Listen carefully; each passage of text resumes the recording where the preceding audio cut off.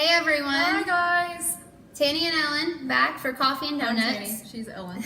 Today we have the pleasure of talking with our second mayoral candidate, Mr. Dennis Ball. Mr. Dennis Ball. So let's check out what Dennis had to say.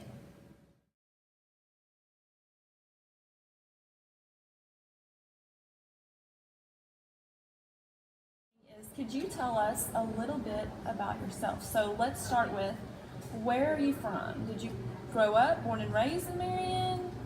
Kind of a little bit of background. Right. My history is 200 years old, believe it or not. Okay. My family came from this community. Oscar Greathouse, Sarah Ina Greathouse, created a family at 57 and 13 where the intersect is. Okay.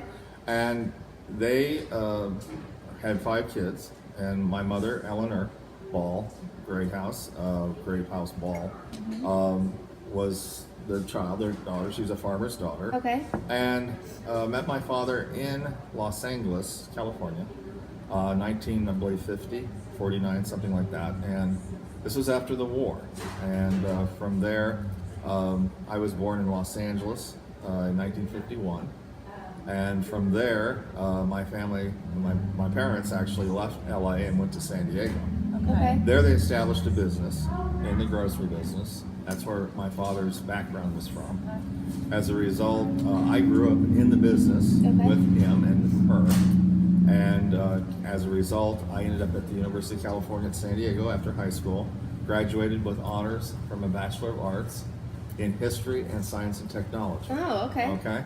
From that point on, I went to law school for 6 months, decided that was not for me because I saw that little old ladies were being targeted through the law books by banks for their money and property after their husbands died. I said, I can't do this because my own parents were very successful. And if I went to work for a bank in their banking department as an attorney, a lawyer, they would want me to do things that I couldn't do. As a result, I would be on the street. And I said, I don't want to do that. I'm not going to go there. As a result, I went to Moody Bible Institute in Chicago for 6 months and decided that was enough because after all of the bombings and bad behavior that was going on there, I said, I have to get out of here. Right. So I left there and went to Talbot Theological Seminary for 6 months and had enough of theology and went into marketing, advertising, and photography. Oh, okay. Now, do you have do you have a wife? You married? No, I am very single, and I am very happy. Well, he says he's happy, Okay, so. girls. And that's okay because as far as I'm concerned, if you're not working for your family, Right. who are you working for? Are you retired now? What do I'm you do considered now? retired, but I'm considered to be an author. Okay. Right now I have 15 titles on Amazon.com that Okay. people can order. Amazon.com. And I have 2 other books coming. One is called Agenda 21, The Big Lie, and it talks about all the different aspects of Agenda 21. That's a bad scene. That's a thing out of the United Nations. People need to start getting educated here, Right. what's going on. Then I have my autobiography called The Champ, Oh, okay. Winning in the Ring of Life, an Wow. autobiography Okay. of Dennis Andrew Ball. All right. And that's coming. Those are 2 books that are coming. And you reside here in Marion. I do. I am a Okay. Marion resident, and I'm very happy that I have been able to survive Marion because there's been a lot of litigation that happened with my parents' estate Oh, okay. after my father died in 1994. And everybody needs to start learning about this stuff. In my opinion, I've written about it in my books about the problems with estates, trusts, and the courts, and your money and your property, and also if you end up in a nursing home, what Right. can happen there? Yeah. And the problems associated with that. That's very good information. Especially, Yes, it is. since you've kind of been through that process have. and you got a first-hand look at it. I have.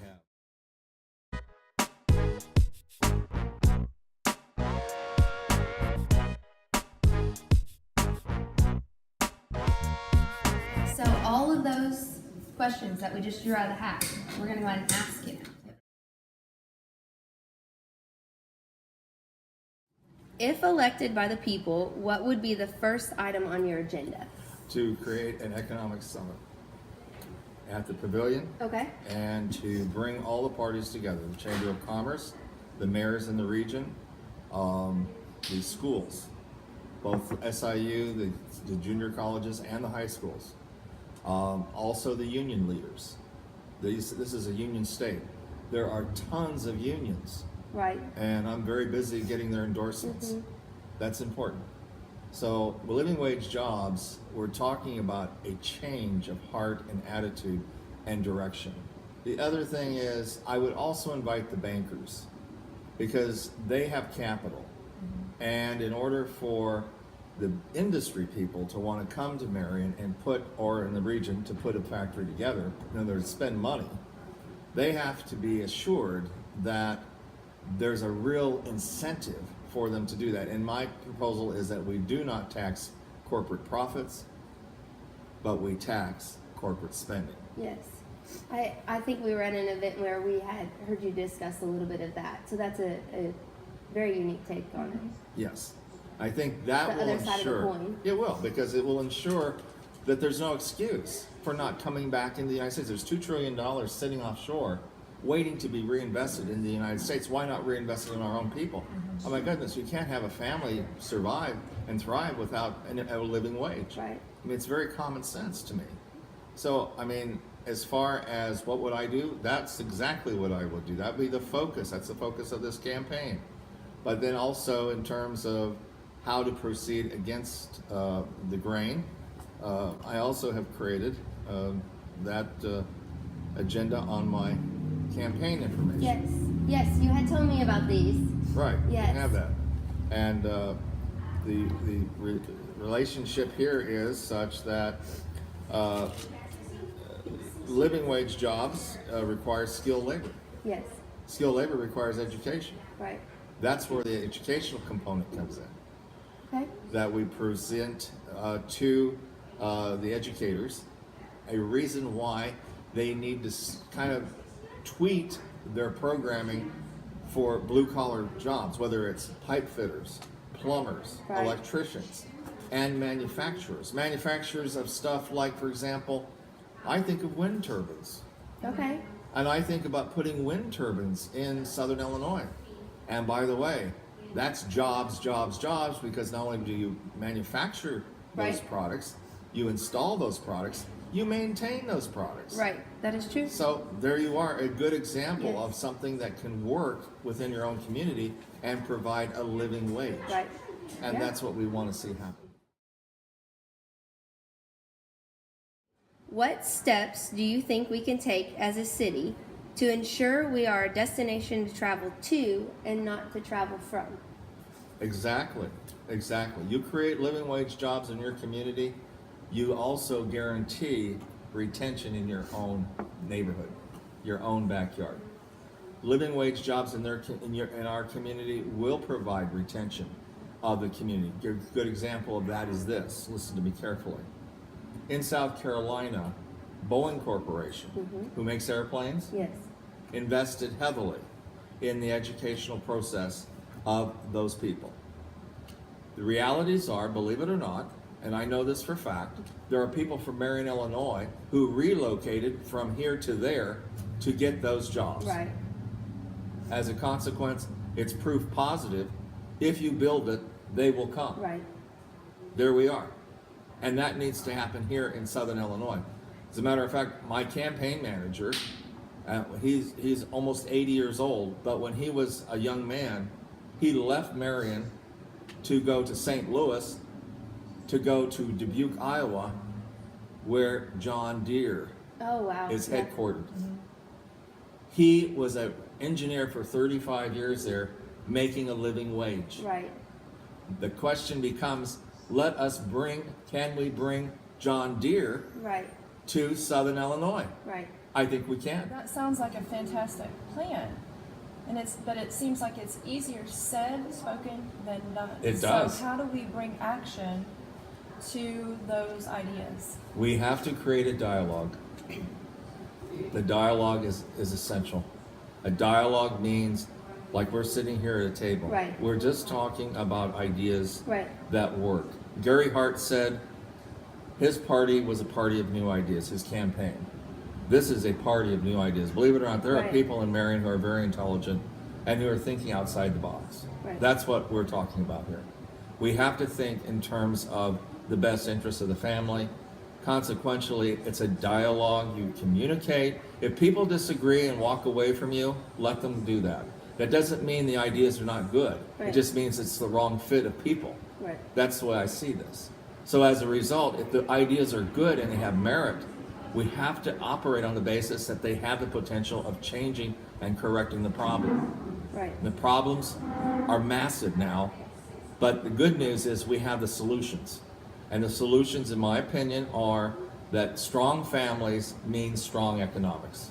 And how we get there together. Right. So, correct me if I'm wrong, but it seems as though you're almost kind of wanting like a reversal of government and kind of shifting it back into the people and bringing the people to the table and saying, what is broken, how can we fix it, and what can we do to create longevity from it? Right. Is that correct? That So, is. starting at Look, kind of like you guys had said before, starting at more of the actual problem and not necessarily just treating the symptom. exactly. We're going right to the problems. The problems have been created by people, but the people also can solve these problems Right. because, in my opinion, they are solvable. And it gets down to knowledge. Knowledge is power. Right. And creating and communicating that. Listen, the government is the people. If the people don't participate in it, this is what they get. Right. It's people like us who are concerned enough to do something about it that we change the culture and society for our children and generations to come. Because the kids are the ones who are going to benefit or be hurt by it. We need to do something for them.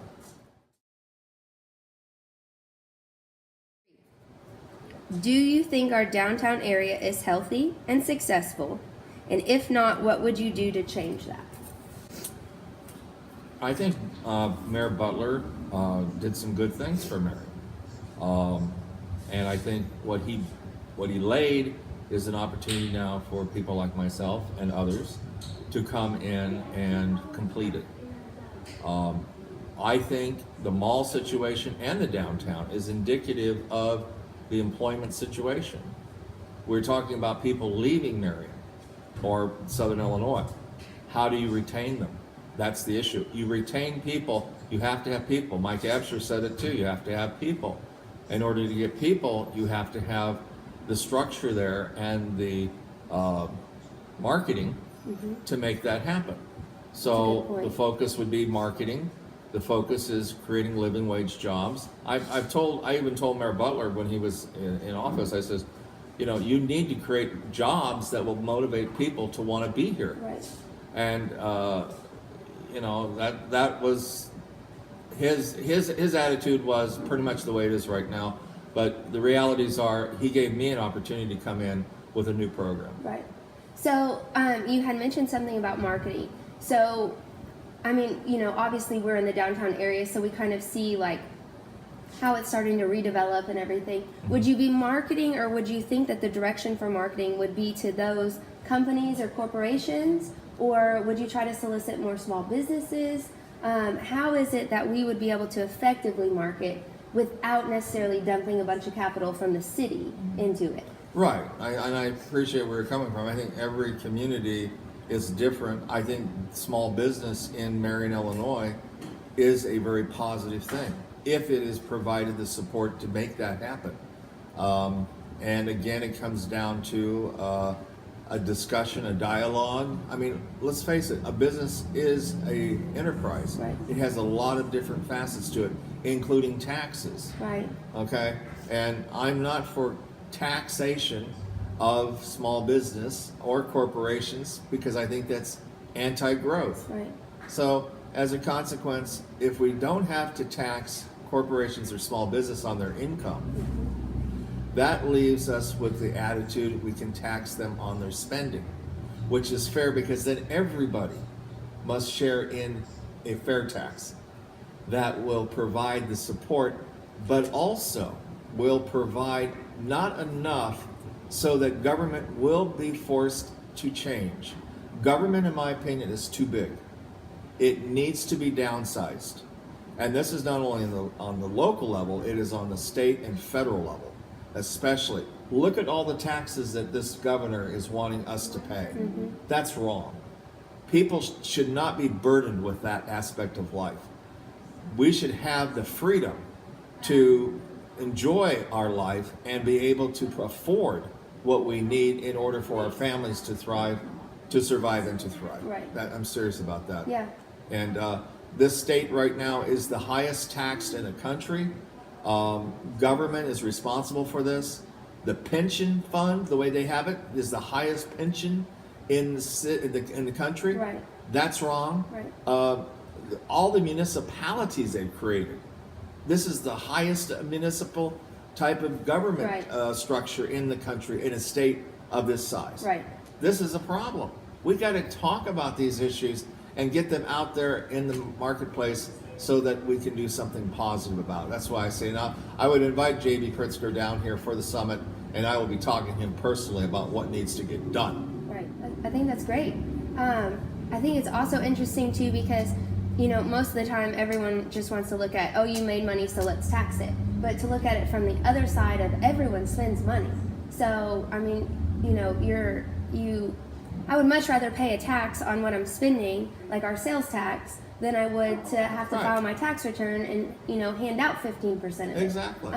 You know, so I think that would kind of be a little bit easier to stomach with, you know, most of the people. Right. Yes, and I think this needs to happen. I really do, and I've And thought about you it. know, living in the suburbs of Dallas-Fort Worth for over 20 years, you know, I've never felt as bad about paying taxes when I saw that my taxes were being put to good use. Right. I could see when I looked out my window at the beautiful parks and the street signs and the nice, you know, entrances to communities. And I know that everything can't be picture perfect, but we had some pretty outstanding communities. And so I think people aren't as burdened by putting some tax money up when it helps to truly beautify their city. Right. Right. Yeah, because you're getting a bang for your buck, Yeah. so to speak. You know, it's kind of disheartening when we're driving down the road and, you know, we hit 5 million potholes, but yet we just paid half our paycheck to, you know, the state. And there's a lot of truth in that. Your surroundings inspire you Yes. to be better. Right. Well, for sure, you know, and I'm not at all advocating that we have a decreasing in services that are essential. To me, having good roads Right. is essential. Having a safe environment with police Right. is essential. But I want the police to do their job. Right. Okay? I've been a landlord in Marion, Illinois for 25 years. Okay?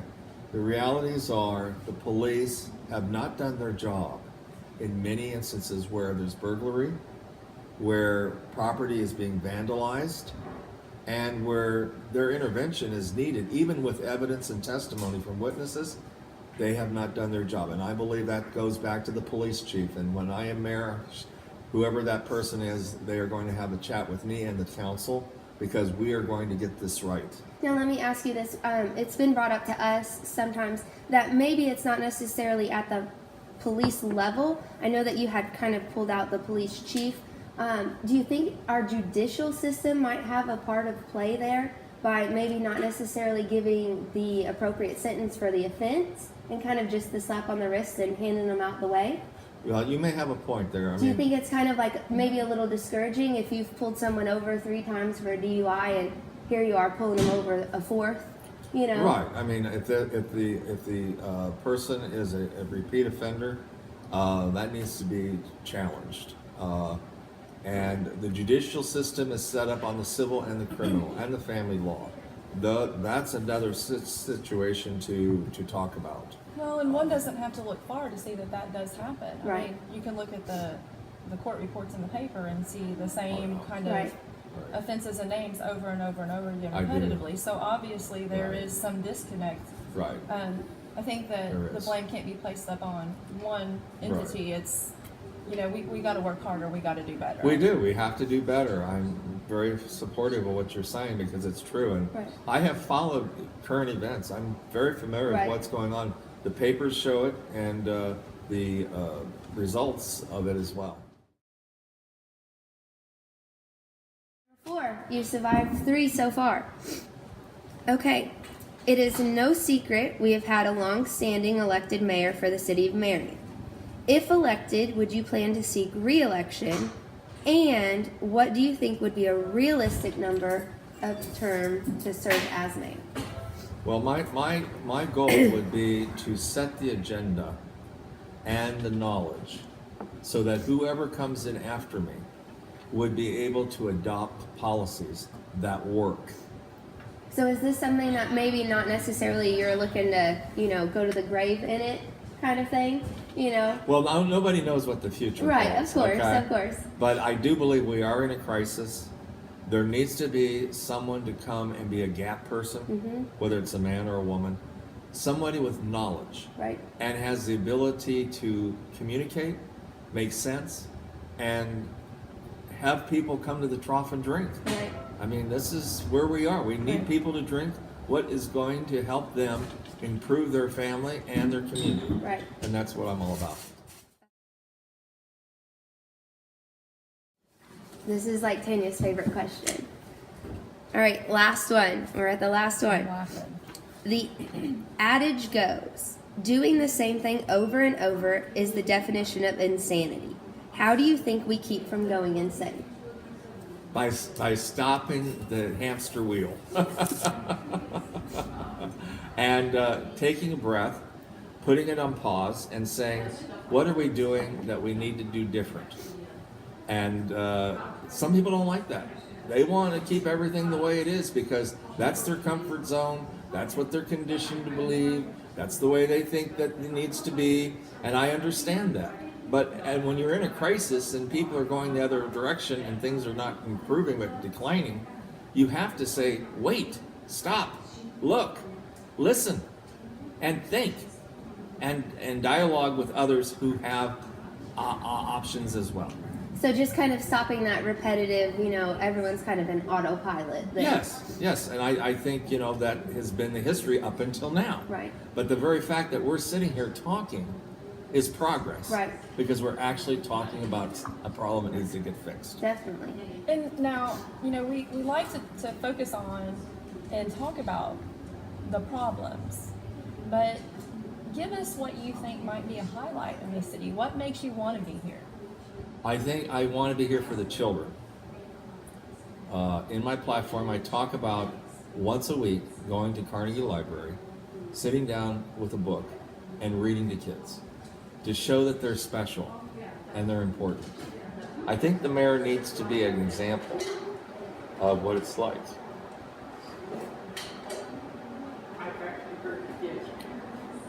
To have that concern.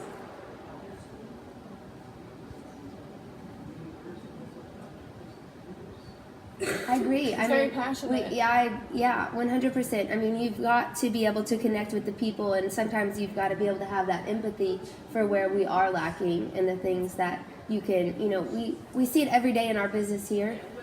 Just simply showing someone that you care, or showing them some love, or showing them that, it may be terrible on the outside, but, you could step in here for 5 seconds and kind of, feel okay.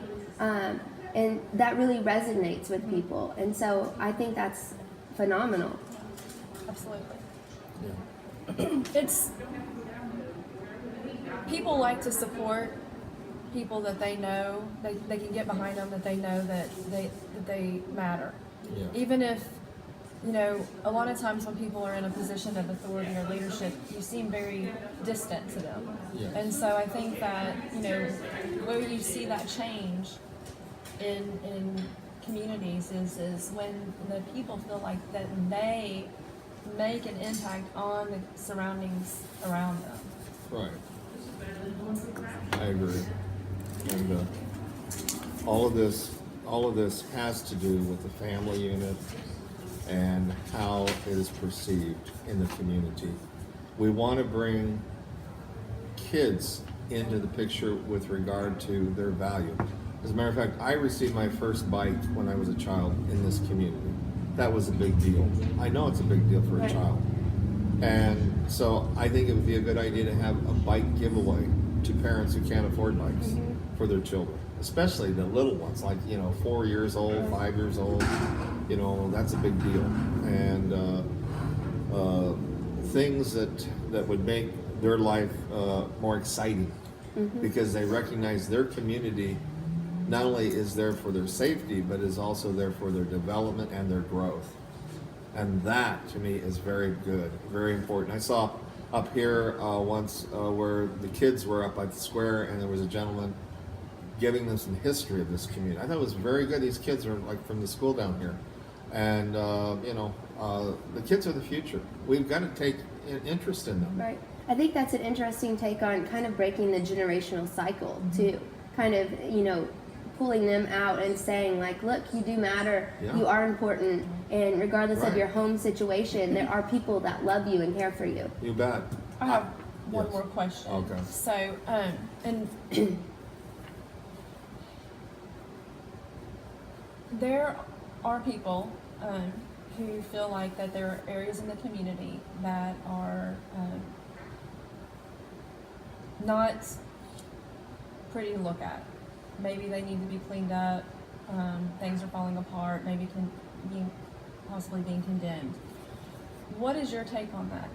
How do we not overgovern our community, but yet help to clean up those areas that may need some attention? Well, I think it's a good question, and I think it gets down to, again, a dialogue. I would like to see a committee formed to investigate that question. I personally have been a victim of it myself because of the conduct of this city with regard to my own property. It got torn down when, in fact, there were laws in place and stays in place that were violated by the city. You'll be hearing more about this. But the realities are the city has at times duplicitous attitudes towards how government is run. And I'm aware of that. When I met Mayor Butler on the steps back in February of 2017, I told him, I don't want to go backward, I want to go forward. There's a lot of things that I could talk about and I don't want to, because that would be negative. But what I want to talk about are the solutions and how we can get beyond that negative stuff and move it forward. And that's what this is about with me. Okay, would you rather have everything on your cell phone right now, browsing history, photos, etc., be made public for anyone who searches your name on Google, or never use a cell phone again? That's a good question. Oh my. Well, because I have to have it to get back into Facebook when I'm locked out, Right? then I probably would have to keep it. Right. But I have to be very careful what I put on the phone to maintain my own privacy. Right. Would you rather be forced to dance every time you heard music or forced to sing along every time you heard music? I'll sing along. You and Tanie are in great name.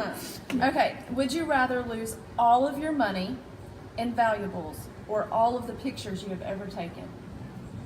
All my pictures. Would you rather be able to see 10 minutes into your own future or see 10 minutes into someone else's future?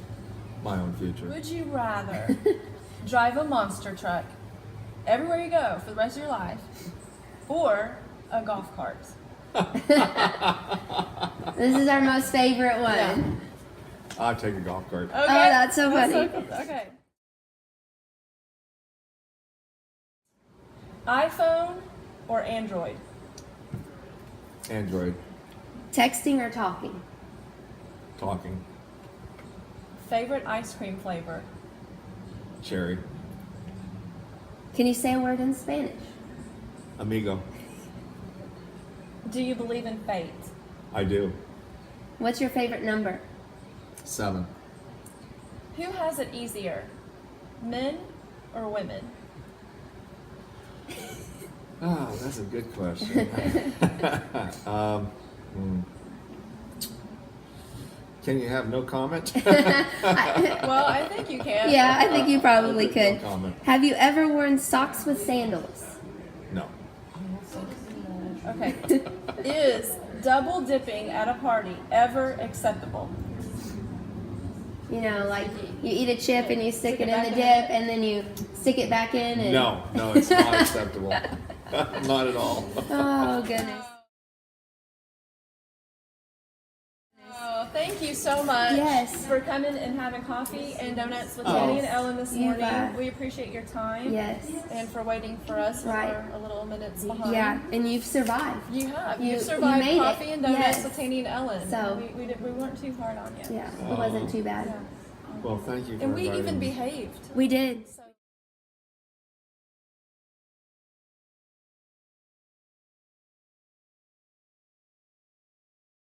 Next time on Coffee and Donuts with Tanie and Ellen. We'll be sitting down with current mayor Anthony Ranella.